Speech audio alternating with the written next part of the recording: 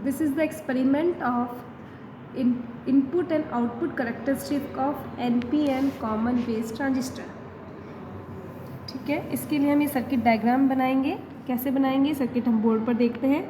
इसमें आपका ये जो है ट्रांजिस्टर है NPN ट्रांजिस्टर है, जिसमें emitter base junction forward bias में होता है और collector base junction reverse bias में होता है. मिली एमीटर्स आपके सीरीज़ में लगेंगे, वोल्टमीटर्स आपके पैरेलल में लगेंगे. चलो देखते हैं किस तरह से सर्किट डायग्राम बोर्ड पर बनता है.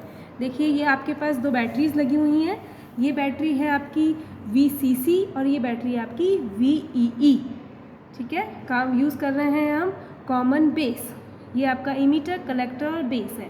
तो हम स्टार्ट कैसे करेंगे, क्योंकि क्या है NPN ट्रांजिस्टर है तो N को हम किससे जोड़ेंगे, N को हम बैटरी के नेगेटिव से जोड़ेंगे क्योंकि फॉरवर्ड बायस में होता है. ठीक है, और बैटरी का पॉजिटिव मिली एमीटर को सीरीज़ में कनेक्ट करते हुए हम कहाँ लेकर जाएंगे, हम लेकर जाएंगे बेस पर. तो ये हमारा फॉरवर्ड बायस NPN ट्रांजिस्टर का फॉरवर्ड बायस वाला एक पार्ट रेडी हो गया है. अब हम क्या करेंगे, क्योंकि collector base junction reverse bias में होता है तो हम कलेक्टर वाले पार्ट को किस पे लेकर जाएंगे. ये क्या है NPN है, N को किसी से कनेक्ट करेंगे पॉजिटिव से. देन बैटरी का नेगेटिव टर्मिनल अगेन एमीटर से कनेक्ट करते हुए हम किस पर लेकर जाएंगे, बैटरी के दूसरे टर्मिनल पर लेकर जाएंगे. सॉरी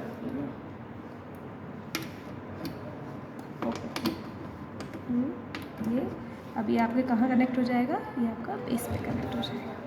ठीक है, इस तरह से सीरीज़ वाले कनेक्शन हो गया. ये आपका फॉरवर्ड बायस में हो गया, आपका रिवर्स बायस में हो गया. अब हम वोल्ट मीटर को पैरेलल में कनेक्ट करेंगे बैटरी के.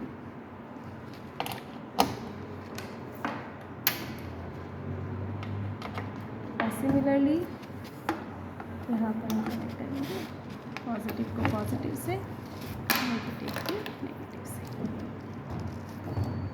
ठीक है, इस तरह से हमारा ये सर्किट डायग्राम रेडी हो गया है. अब हमें करना क्या है, क्योंकि इनपुट कैरेक्टरिस्टिक में हम क्या करते हैं, इनपुट पैरामीटर्स हमारे वैरी होते हैं, आउटपुट पैरामीटर हमारा कांस्टेंट रहता है. तो यहाँ पर हमें VCB को कांस्टेंट रखना है और VEB को वैरी करवाते हुए IE की वैल्यू निकालनी है और इस ऑब्जर्वेशन टेबल को फिल करना है. सिमिलरली फॉर आउटपुट कैरेक्टरिस्टिक के लिए हमें क्या करना है, आउटपुट कैरेक्टरिस्टिक के लिए आउटपुट पैरामीटर्स वैरी करना है, VCB को वैरी करना है, IC को नोट डाउन करना है और हमें इनपुट पैरामीटर में IE को कांस्टेंट रखना है और ये ऑब्जर्वेशन टेबल को फिल करना है. चलिए हम एक्सपेरिमेंट में देखते हैं किस तरह से हम करेंगे. जैसे हमने बताया इनपुट कैरेक्टरिस्टिक में हमें किसे कांस्टेंट रखना है, VCB को हमें कांस्टेंट रखना है. ठीक है, तो हम चलिए, तो ये सर्किट पूरा तैयार हो गया. अब हम इसको जो आपका VCC और ये है आपका VEE. ठीक है, तो हमें क्या करना है, VCB को कांस्टेंट रखना है और VE को वैरी करके IE की वैल्यूज़ को नोट डाउन करना है. तो अभी सबसे पहले हम क्या करेंगे, इस VCB को कांस्टेंट रखना है. इस VCB को हम सबसे पहले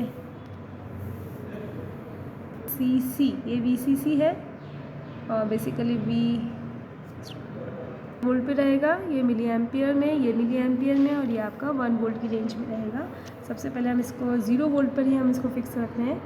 VCB को हमने 0 वोल्ट पे रखा और अब हम वैरी करेंगे VEB और नोट डाउन करेंगे IE. ठीक है, इसको 1 वोल्ट पे रखा है इसलिए हम इसको ऊपर वाली स्केल मेजर करेंगे.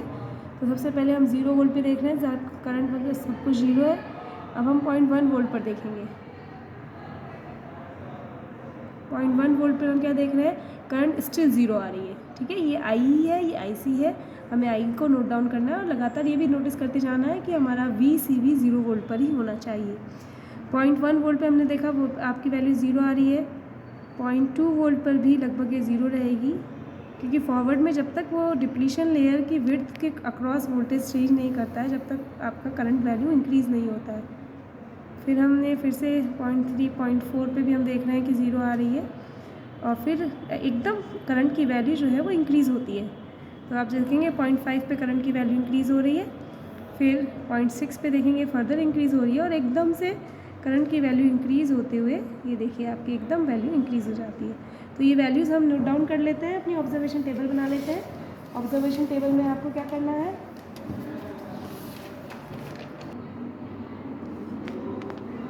एक्सपेरिमेंट करते समय हमने क्या देखा, इनिशियली आपके पास ठीक है। तो देखा, अब जैसे हमने एक्सपेरिमेंट में देखा कि इनिशियली आपके करंट की वैल्यू 0 आ रही थी, देन एकदम राइज हो रही थी। तो इस तरह का ग्राफ आप देख पा रहे हैं। ये हमने जितनी भी रीडिंग ली उससे करस्पॉन्डिंग हमने ग्राफ बनाया। तो हमने क्या देखा कि इनिशियली करंट की वैल्यू 0 है, देन आपकी वैल्यूज़ बढ़ रही है। VCB की 2 वोल्ट, 3 वोल्ट और 4 वोल्ट, 3 अलग अलग VCB की वैल्यूज़ के लिए हमने करेक्टरिस्टिक कर्व बनाए। और इन कर्व से हमने क्या निकाला, HIB, इसे कहते हैं निवेशी प्रतिबाधा और इनपुट इम्पिडेंस। ये कैसे निकालते हैं, ये निकालते हैं delta VEB over delta IE से। डेल्टा VEB और डेल्टा IE क्या है, किसी एक ग्राफ मतलब VCB की किसी एक वैल्यू के लिए, कांस्टेंट वैल्यू के लिए हमने दो अलग अलग VEB की वैल्यू के करस्पॉन्डिंग हमने दो अलग अलग VCB की वैल्यू ली। ये आपके पास VEB की वैल्यूज़ दो अलग अलग हो गई, और इसके करस्पॉन्डिंग दो IE की वैल्यू लेकर हमने HIB कैलकुलेट किया।